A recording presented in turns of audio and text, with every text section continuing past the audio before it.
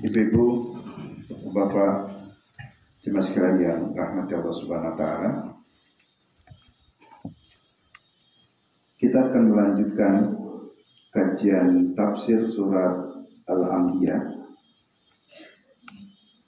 Tema ayat 34 sampai 41 ini terkait dengan mautul jami'il khalaiq wa maji'il qiyamah, kematian semua makhluk dan datangnya kiamat. Ba'da'an aqamallahu ta'ala dillata sittati ala wujudil khaliq al-mutassifu bil wahdaniyah. Setelah Allah menjelaskan 6 dalil pada pertemuan yang lalu, tema kemarin, ada 6 dalil untuk menunjukkan bukti keberadaannya Allah ala wujudil khaliq, atas wujud atau keberadaannya Allah, al-mutassifu bil wahdaniyati, yang disifati dengan wahdaniyahnya, keesaannya. Kemudian abana anna masyara dunya ila fana'i waz zawali. Maka di tema berikutnya di ayat ini akan kita kaji, akan menjelaskan, jadi Allah menjelaskan tentang dunia itu fana. Fana itu tidak kekal. Jadi kita di dunia ini tidak akan lama, wazawal, dan akan hilang. Di dunia tidak kekal. Wa anna masiral khalaiq jami'an ila Allah Ta'ala lil hisabi wal jaza. Dan di tema ini Allah akan menjelaskan bahwa semua makhluk-makhluk Allah itu khalaiq, jamak dari khaliq, makhluk ya, jamak dari makhluk, semuanya itu akan kembali kepada Allah. Kembali kepada Allah itu lil hisabi wal jaza, dengan ada proses hisab dan proses jaza, ada pembalasan. Tsumma dzakara anna majal qiyamati baghtatan. Lalu kemudian di tema ini Allah akan menjelaskan tentang hari kiamat itu akan datang dengan tiba-tiba. Inilah pengantar dari ayat 34 sampai 41. Mari kita kaji ayatnya satu persatu. Ayat 34. Wa ma ja'alna li basharin min qablika al-khulda. Tidaklah kami menjadikan manusia sebelummu Muhammad itu kekal. Jadi maksudnya tidak ada manusia yang kekal.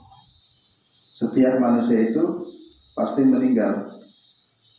Siapa manusia yang tidak mati sampai hari ini hidup? Tidak ada. Semua para nabi pun meninggal.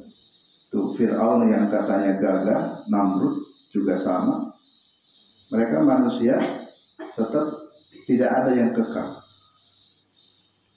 Maka sungguh sangat sombong sekali kalau ada orang yang merasa dirinya akan terus hidup selamanya. Jadi tidak ada manusia yang akan hidup selamanya. Ini disebut langsung oleh Al-Quran, wa ma ja'alna li basharin min qablika al-khuld. Tidaklah kami menjadikan manusia itu, kan sebelum kamu pun tidak ada manusia yang dijadikan al-khuld, kekal.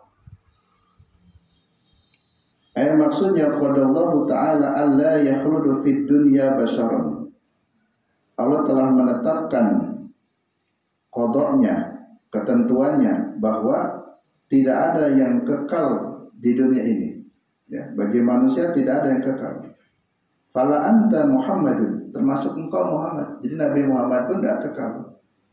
Ini ayat ini bicara ketika Nabi hidup. Ya, sehingga fala anta ya Muhammad, termasuk kamu juga wahai Muhammad, kamu tidak akan kekal hidup di dunia ini, pasti akan meninggal. Wala ahadun, dan tidak ada seorang pun mimman sabaqaka aw asaka aw ya'ti ba'daka illa udratan lil maut. Tidak ada satu orang pun manusia, baik sebelummu atau nanti setelahmu, baik mereka yang taat ataupun yang maksiat, semuanya itu akan mati. Urdatan lil maut, akan mengalami kematian. Sehingga ketika kisahnya Rasulullah wafat, itu Abu Bakar itu kan mengumumkan bahwa Rasulullah SAW telah wafat. Nah, waktu itu posisi Umar sedang tidak berada di sekitar wilayah Nabi, di daerah Nabi wafat,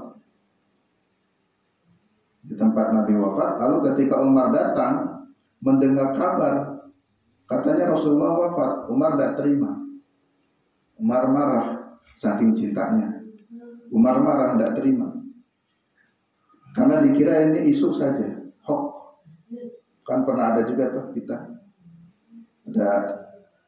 dulu pernah ada seorang ustadz sakit di rumah sakit, terus menyebar beritanya sudah meninggal dunia.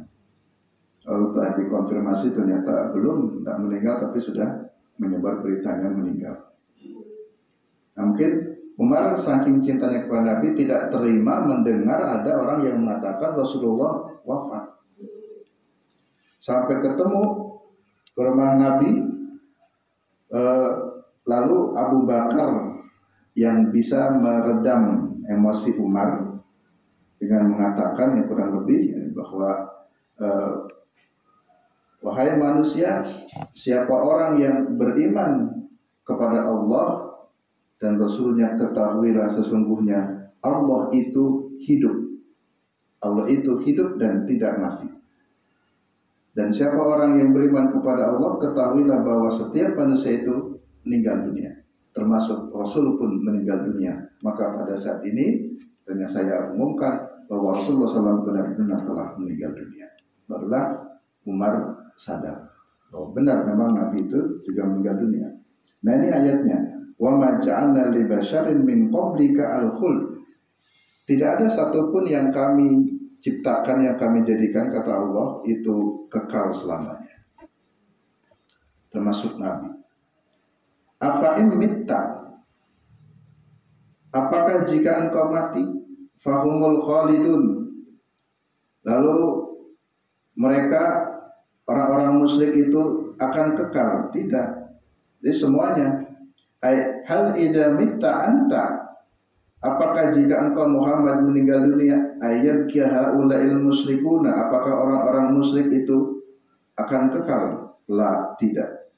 Bal kullun mayyitun, bahkan seluruhnya akan menjadi mayyit. Artinya seluruhnya pun akan meninggal dunia. Yang taat, yang maksiat, semuanya akan meninggal dunia. Ini bahasa lain yang musyrik, ya. Jadi kalau begitu rugi sekali kalau ada orang yang bersantai-santai terus di dunia. Jangan merasa orang yang maksiat, yang jahat merasa gagah di dunia tidak akan mati. Sesungguhnya mereka pun semuanya akan terkena kematian itu. Karena bal kullu mayyitun, semuanya akan menjadi mayyit, ya. Semuanya akan meninggal dunia.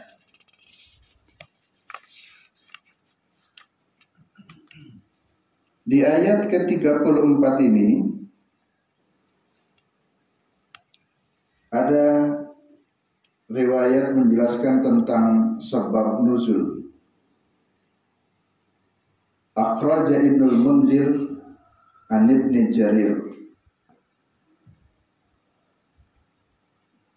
Ketika orang-orang kafir berkata, Inna Muhammadan sayamut, Muhammad itu akan mati. Ini kata orang-orang kafir. Sedangkan kami, kata orang musyrik, kami tidak akan mati. Ya. Jadi Muhammad itu pasti akan mati, tapi kami tidak akan mati. Maka kemudian turunlah ayat ini. Jadi yang mengatakan bahwa tidak ada satu orang pun yang abadi, yang kekal. Termasuk orang-orang yang musyrik pun akan mati. Karena itu kan celaan orang kafir, kebencian kepada Nabi, bahwa Nabi akan meninggal, tapi kami tidak akan meninggal. Kemudian juga disebutkan di sini Nu'iya ila Nabi sallallahu alaihi wasallam nafsahu faqala ya Rabbi faminna li ummati fanuzilat wa ma ja'alna li basharin min qablika al-khuld.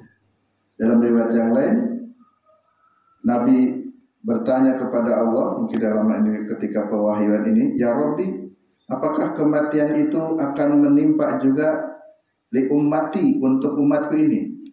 Ketika dikatakan Muhammad, engkau pun akan kena dengan sifat kematian ini. Nabi tanya, kalau umatku bagaimana? Apakah kematian juga akan menimpa kepada umatku?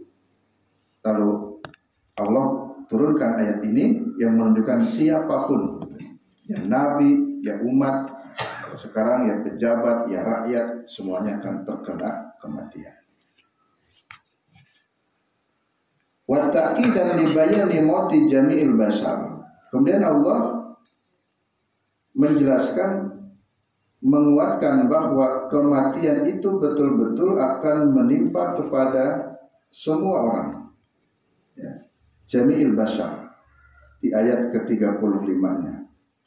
Kullu nafsin dha'iqatul maut. Ayat ini sering dibaca ya kalau ada pelepasan jenazah. Kullu nafsin dha'iqatul maut. Setiap jiwa. Ini kata kulun. Kulun itu berlaku umum. Nafsin, jiwa. Jiwa itu apapun bentuknya. Yang memiliki jiwa, dha'iqatul maut. Pasti akan mati. Ay kullu mahlukin ilal fana. Setiap makhluk Allah kan luas. Dan jin, malaikat, setan yang di dalam perjanjiannya di beberapa ayat disebutkan tentang setan iblis itu tidak akan mati sampai hari kiamat. Nanti pada saatnya tetap akan terkena kematian. Jadi entah kapan pun pasti akan mati juga, tidak ada yang abadi. Wa kullu nafsin dha'iqatul miraratil maut qabla mufariqatiha al-jasad. Bahwa setiap jiwa itu akan mendapati kematian dan akan terpisahnya jasad dengan ruhnya. Seperti di dalam hadis disebutkan, inna lil maut la sakaratin. Sesungguhnya bagi kematian itu terdapat sakarat. Fala yafrahu ahadun bi mauti ahadin. Maka jangan bergembiralah seseorang atas kematian orang lain. Jadi jangan bergembira itu biasanya kan kalau orang yang jahat itu kan seringnya mudah-mudahan dia segera mati kan gitu. Jadi jangan bergembira atas kematian seorang. Alhamdulillah dia mati, pesaing kita hilang satu. Tidak boleh bergembira atas kematian seseorang. Karena kita pun pasti juga akan mati. Jadi jangan merasa santai tidak akan terkena kematian. Karena kullu nafsin dha'iqatul maut. Termasuk menurut saya tentang kisah Nabi Khidir yang pernah kita bahas dalam tafsir surat Al-Kahfi. Fenomena Khidir sampai hari ini masih ada yang punya anggapan Nabi Khidir itu hidup. Jadi masih hidup. Padahal pada masa Nabi Musa yang sangat lama sekali. Jadi Khidir pun sama, siapapun makhluk itu akan terkena kematian.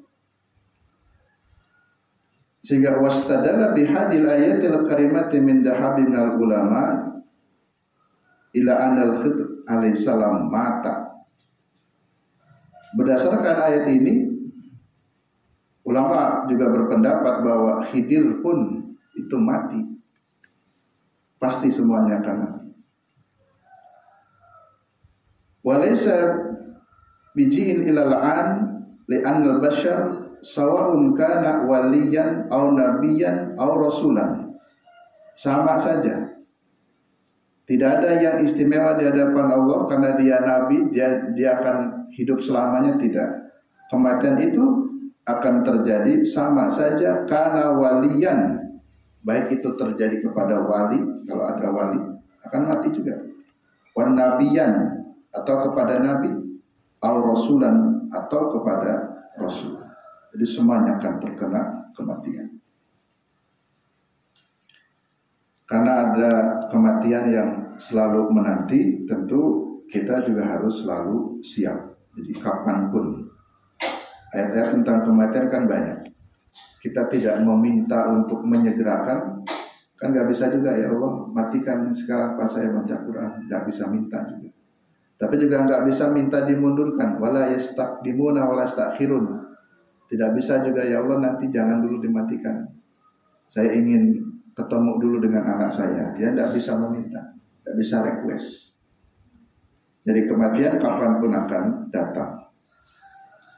Jadi jangan sombong tidak akan mati, tapi juga jangan takut berlebihan dengan kematian. Karena orang takut, saya nggak mau mati, mau sembunyi di mana? Di gedung yang paling kokoh, ada pintu gerbangnya, kunci semuanya, digembok, masuk lagi ke dalam kamar, kamarnya kunci lagi, masuk lagi ke dalam kotak besi, kotak besinya kunci lagi dengan kokoh, dikira malaikat maut tidak akan bisa mencabut nyawa. Bisa. Jadi mau pergi kemanapun tidak akan bisa menghindar dari kematian. Wa nabluukum bisyarri wal khairi fitnatan. Ay nabtalikum wa nahtabirukum bil bala'i wa ni'am, bil mahbub wal makruh, bis syiddah wal raha, was sihah was saqam, wal ghani wal faqr, wal halal wal haram, wat ta'at wal maksiyat, wal huda wad dolal. Nah ini berpasang-pasangan. Wa nabluukum bisyarri wal khair fitnah, kami akan menguji di antara kalian itu dengan pasangan-pasangan. Ada kalanya ujian itu bisyar dengan bentuk keburukan, dan ada kalanya bil khair dengan bentuk kebaikan. Mungkin orang mengatakan baik itu bukan ujian. Kalau ada orang yang wajahnya merasa tidak tampan, tidak cantik, ini merasa ujian. Tapi bagi orang yang merasa tampan atau cantik, jangan lengah, itu pun ujian. Nabi Yusuf itu tampan sekali, dan beliau diuji dengan ketampanannya. Wal mahbub wal makruh, yang disenangi ataupun yang dibenci, itu juga ujian. Semuanya senang kalau sehat. Mungkin semuanya juga tidak senang kalau sakit. Tapi sungguhnya sehat ini juga ujian. Jangan-jangan dengan sehat malah nggak pernah sholat, nggak ngaji. Nah itu ujiannya. Karena dikasih sehat malah nggak ibadah. Ini wasihah wasakom wal ghani wal faqr. Kaya miskin juga sama ujian. Jadi jangan merasa yang diuji itu hanya yang fakir saja. Ya Allah, kok saya diuji begini sangat, nggak punya ini, nggak punya itu. Jangan lupa, ketika al-ghaniyu, kekayaan pun itu sungguhnya ujian. Jadi berhati-hati, yang dititipi oleh Allah kekayaan, punya ini, punya itu. Jangan merasa kita sudah aman. Ini bukan ujian. Enggak, boleh juga ujian. Nabi Sulaiman diuji dengan kekayaan. Kekayaannya banyak. Dan alhamdulillah Nabi Sulaiman lolos dari ujian itu, tidak sombong. Masuk surga juga dengan banyaknya harta. Dan ada yang diuji dengan kemiskinan, itu siapa? Nabi Ayub yang sakit-sakitan terus-menerus.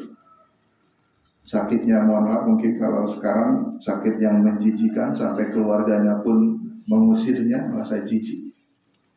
Dan Nabi Ayub berhasil melalui ujian itu dengan baik. Jadi khair dan syarr itu berpasang-pasangan sebagai ujian. Wa ilaina turja'un, dan semuanya itu akan kembali kepada Allah. Yang diuji dengan asyar, keburukan, juga akan kembali kepada Allah. Yang Demikian pula sebaliknya akan kembali kepada Allah. Lalu kenapa harus diuji? Ya, fitnatan, sebagai cobaan. Allah menguji itu tujuannya lina'lamu an tasbiruna wa tashkuruna amla.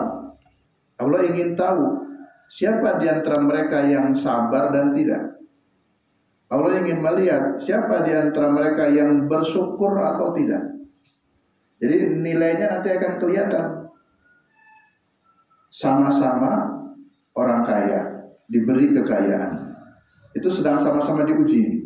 Allah ingin lihat siapa di antara orang kaya yang bersyukur dan yang tidak bersyukur. Tentu makna syukur sudah paham. Kalau diberi kekayaan berarti ya itu titipan dari Allah. Nah di situ nanti akan teruji. Ada orang kaya yang bersyukur dan yang tidak bersyukur. Nah ini yang akan masuk surga. Nah kaya dan bersyukur. Ini dia lolos di ujian. Lalu Allah ingin melihat siapa yang sabar ketika diuji dengan keburukan, asyar, umpamanya mohon maaf kemiskinan. Sama-sama ada orang yang diuji dengan kemiskinan, dia miskin, si A dan si B sama-sama miskin. Allah ingin melihat siapa yang paling sabar di antara mereka. Karena seyogianya itulah adalah ujian.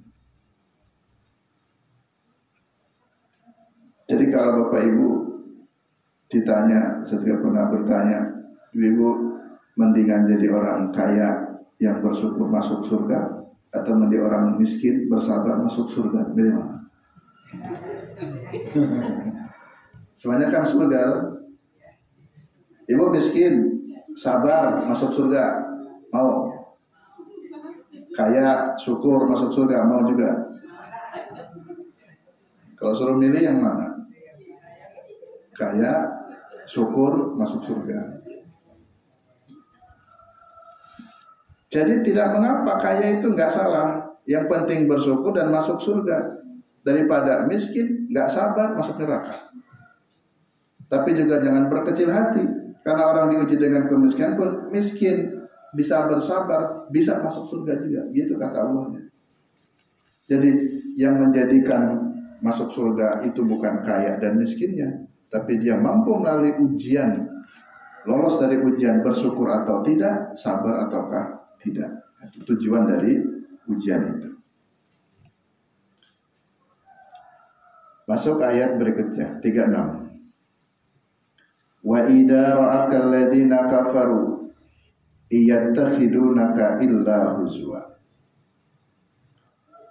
Apabila orang-orang kafir melihat kepadamu, mereka menjadikanmu sebagai olok-olok.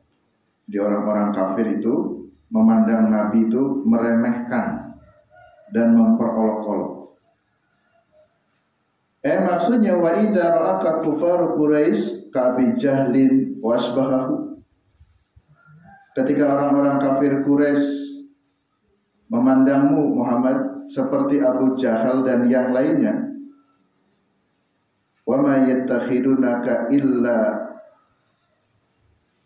muhzauna bihi, melainkan mereka adalah memperolok-olok saja.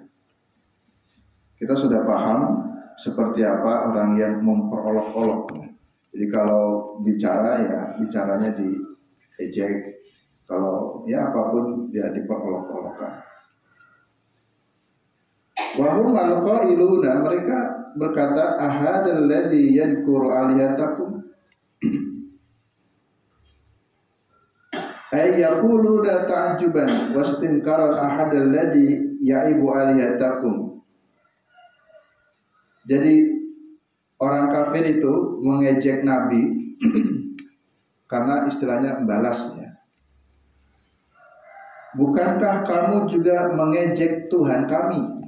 Jadi ketika Nabi berdakwah itu dianggapnya Nabi itu telah mengejek kepada mereka. Akhirnya mereka pun membalas ejekan itu kepada Nabi. Wa hum bidzikrir rahmani hum kafirun, padahal mereka kepada Allah bidzikrir rahman itu mereka kafirun, orang yang ingkar. Maksudnya wal halu annahum kafiruna billah alladzi khalaqahum wa an'ama 'alaihim wa ilaihi marji'uhum. Padahal Allah yang telah menciptakan mereka, Allah yang telah memberikan nikmat kepada mereka dan kepadanya lah mereka akan kembali. Allah tidak mengolok-olok atau mengejek, tapi malah mereka mengejek-ngejek Nabi ya sebagai pembawa risalah dari Allah.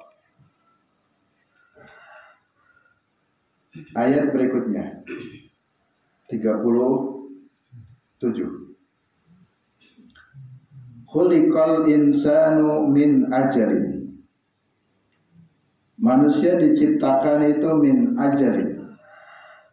Ajalin itu artinya tergesa-gesa. Khuliqa ajulan. Fataral insan alal ajalah. Wal murad naul insan. Manusia diciptakan dengan ajal. Ajalin itu maksudnya tergesa-gesa. Sa'urikum ayati fala tasta'jilun. Akan aku tunjukkan kepada kalian ayat-ayatku, fala tasta'jilun, maka jangan juga kamu tergesa-gesa ingin meminta pembalasannya. Baik, sini ada dua hal yang ingin saya jelaskan. Pertama, khuliqal insanu min ajal. Sifat manusia itu suka tergesa-gesa. Manusia itu suka tergesa-gesa. Tergesa-gesa itu apa? Susu. Gerusak-gerusuk. Tidak berpikir dengan jernih. Tidak berpikir matang. Langsung memutuskan tanpa dipertimbangkan baik dan buruknya.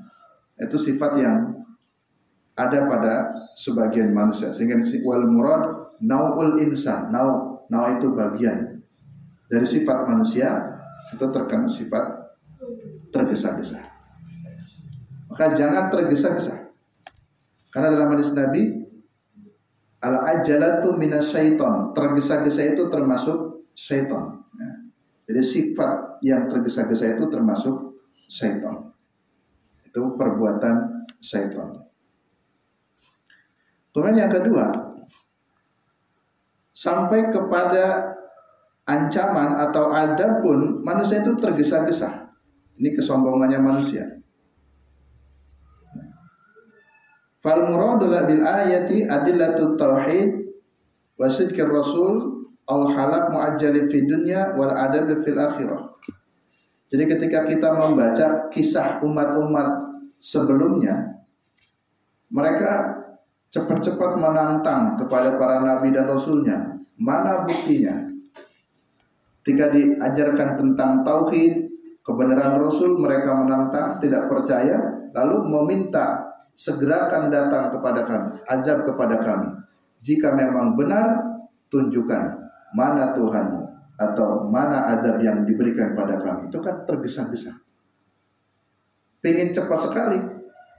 Padahal pasti kata Allah, sa'urikum ayati, pasti entah cepat atau lambat, aku akan menunjukkan kepadamu bukti-bukti ini. Kalau engkau menantang siksa, aku sudah siapkan siksa untukmu. Nah, jadi itulah sifat manusia sampai kepada yang terburuk pun masih saja ada orang yang tergesa-gesa dalam pengertian menantang-nantang, ingin cepat disegerakan. Mana buktinya, mana siksa yang akan diberikan pada kami.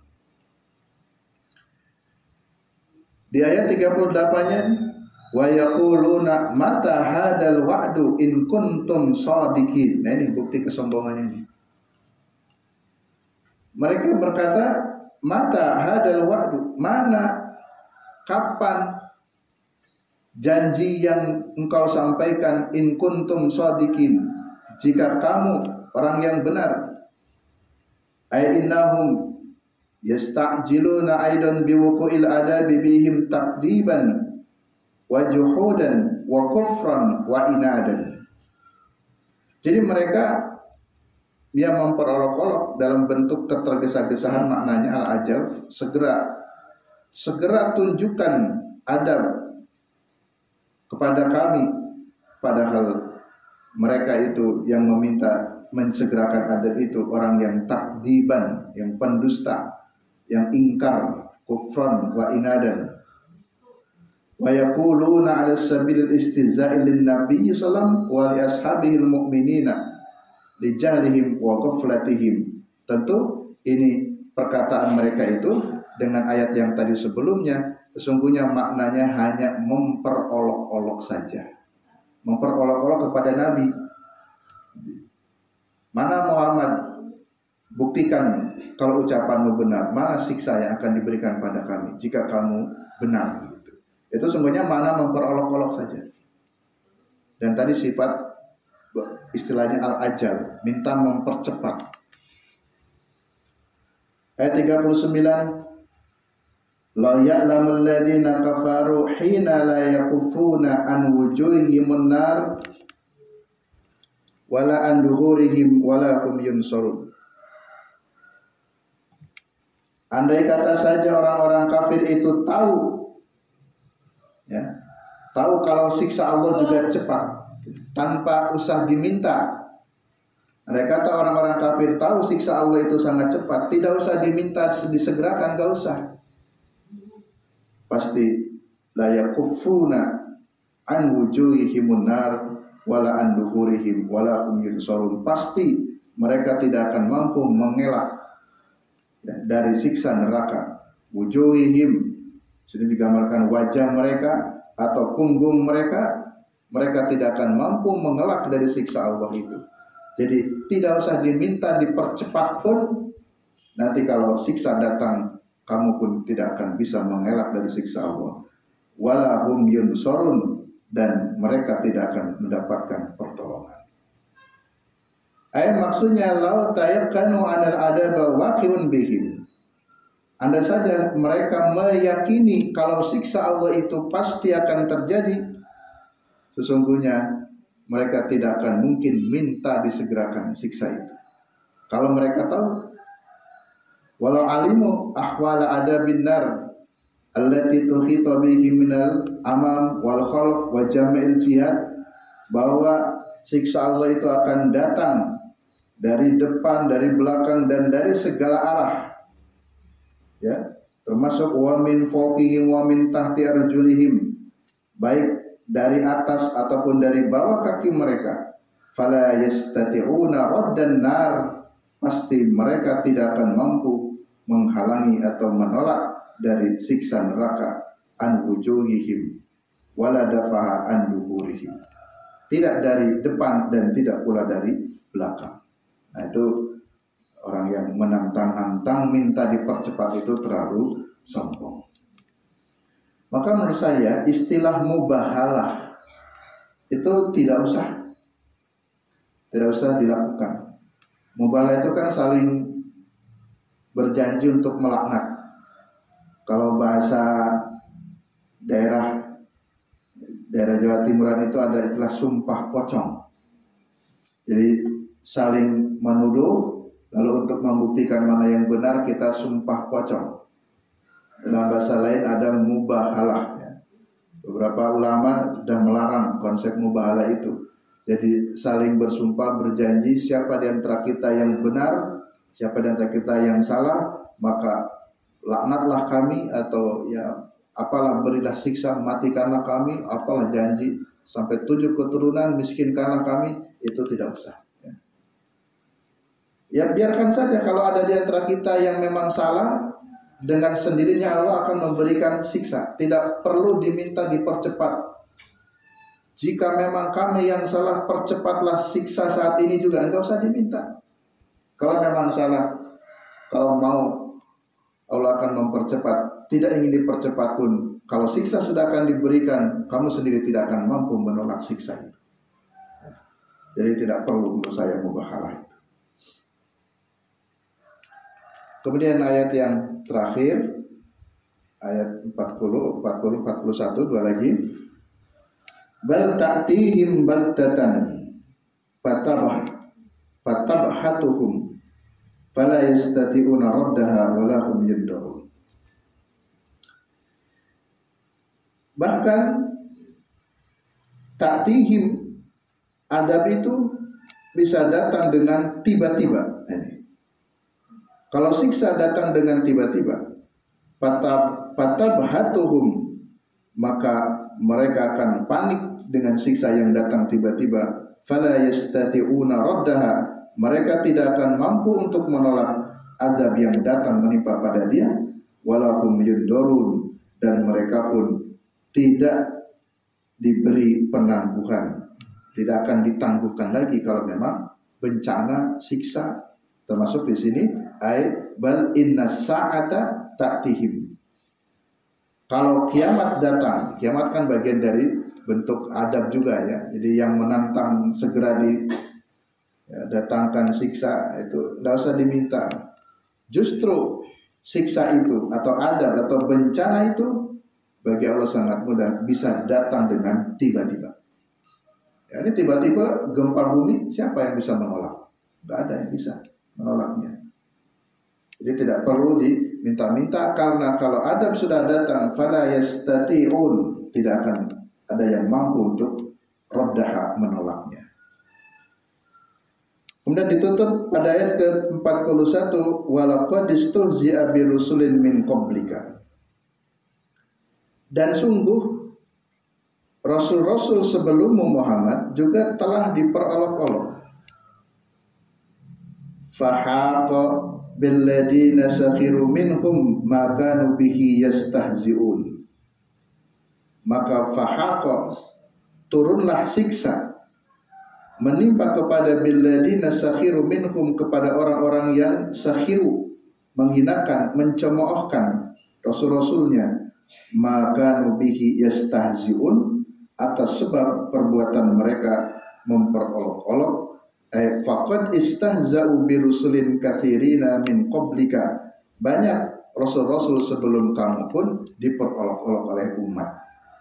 Jadi ayat ini untuk memberikan ya kekuatan hati kepada Nabi ketika Nabi berdakwah diperolok-olok, jangan berkecil hati, karena dulu pun Nabi-Nabi dan Rasul sebelum Muhammad itu juga diperolok-olokkan. Jadi sama, orang yang memperolokkan itu akan terus ada.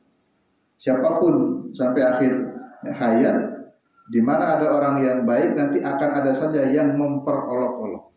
Jadi jangan berkecil hati. Toh kalau memang itu juga satu ya keburukan, pasti yakin Allah akan memberikan balasan atas perbuatan mereka memperolok-olokkan kebenaran. Demikian Bapak-bapak, Ibu-ibu, jemaah sekalian yang rahmati Allah Subhanahu wa taala, kajian tafsir surat Al-Anbiya ayat 34 sampai 41. Insyaallah pertemuan berikutnya kita lanjutkan ayat 40 berikutnya. Mudah-mudahan ada manfaatnya. Kurang lebihnya mohon maaf. Billahi taufiq wal hidayah. Assalamualaikum warahmatullahi wabarakatuh.